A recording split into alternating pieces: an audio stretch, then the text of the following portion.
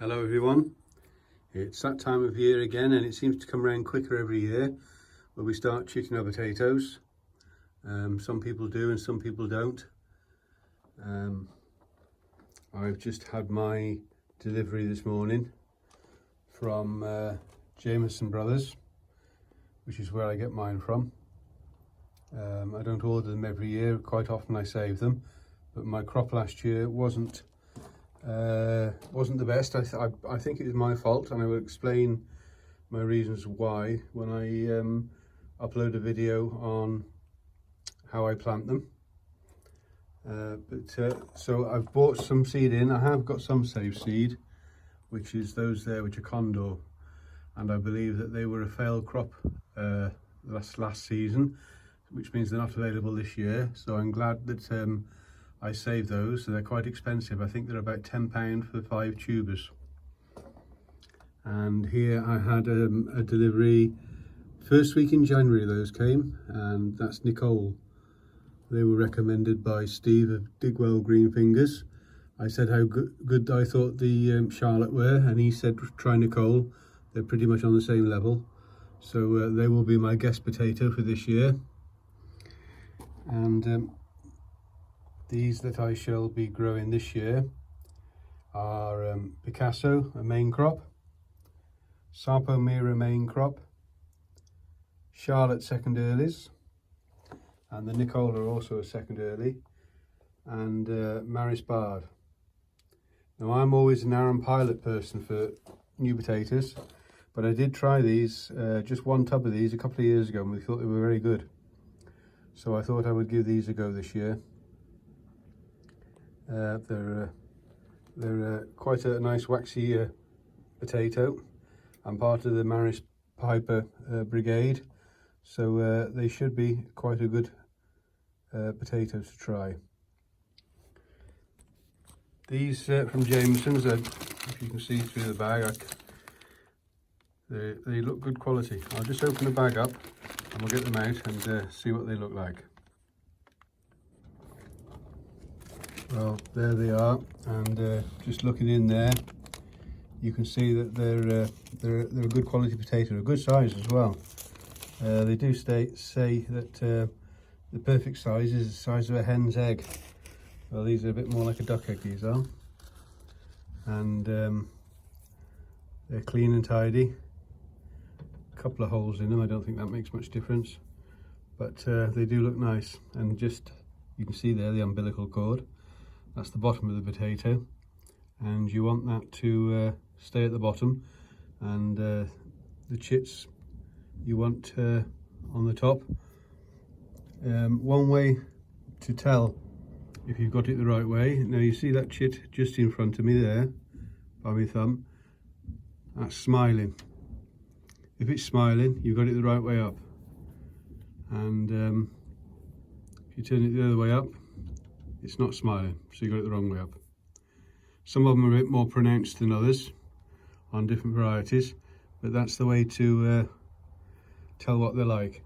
And I put mine out into these egg trays to chit.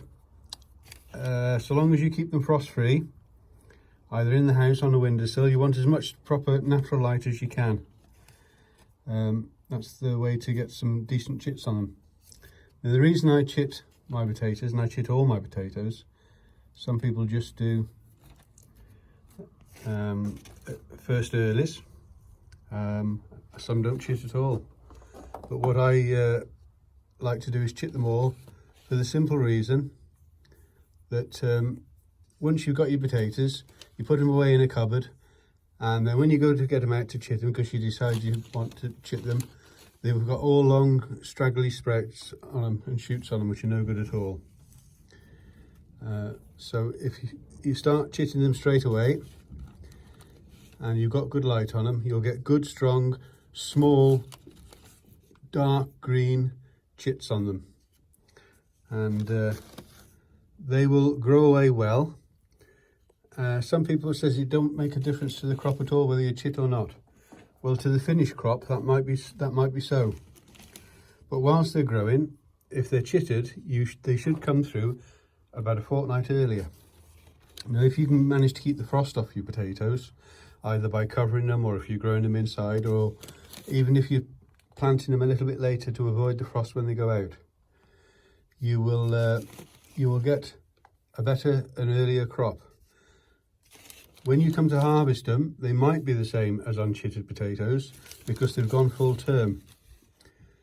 But if you get blight in your area, and a lot of people do, the fact that they've grown a fortnight earlier means that they've set the roots down better, and it isn't the roots where you get your potatoes from, it's the stems that you get your potatoes from.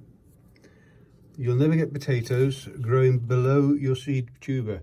You only get them above, which is on the stem. Now if that stem has got up quicker, then it starts to produce its potatoes quicker. And when the blight hits, if you've got a fortnight extra growing, that can be quite a big difference to your yield. If you have to take the stems off, pull the stems out because of blight. So that's one reason. Another reason why I chit them is that when you plant your potatoes, you shouldn't, if you do them in buckets especially, you shouldn't water them, and not until they come through. But if you get a wet season and you plant it outside and it's a wet spring, they have got a chance to rot off. So as soon as those shoots come through the soil, that is when you can start watering them, and your chances of them rotting off are a lot less because the roots have started and also the stems have started growing already. And as soon as those leaves are through, that's when it can start feeding itself as well as off from the tuber. So that's another reason why I chip them. And also, I'm a gardener as well. There's nothing I like better than going around in the morning with a cup of tea, or in the evening when I finish work, and looking to see what's going on. And you can come and check your potatoes and your seedlings in the greenhouse, and you walk around your garden. Gardeners like to be doing things. So that's another reason why I chit all my potatoes. I have got a small playlist of growing potatoes. I grow mine in buckets. One of them playlists shows one of my buckets 2 years ago. I think I had nearly £22 out of one bucket. And £22, that's about 10 kilos out of one bucket. So if you want to check out my playlist on how I plant them and on the harvest as well, I'll just leave it up in the top corner for you. I hope this has been of some benefit for you. I shall carry on putting these out into these egg trays, and then they shall all be put up on this racking to get as much light as possible. Any frost forecast, then I can cover them with newspaper, or if it's going to be too harsh, I'll take them in the house overnight. If you do have them in the greenhouse, if you lay some newspaper down on your rack or cardboard and put your trays on top of that, and then you can put your newspaper over the top if it's only going to be a light frost, and that will protect them very well. Many thanks for watching. I hope you've learned something. Take good care, everybody. Kind regards. Bye.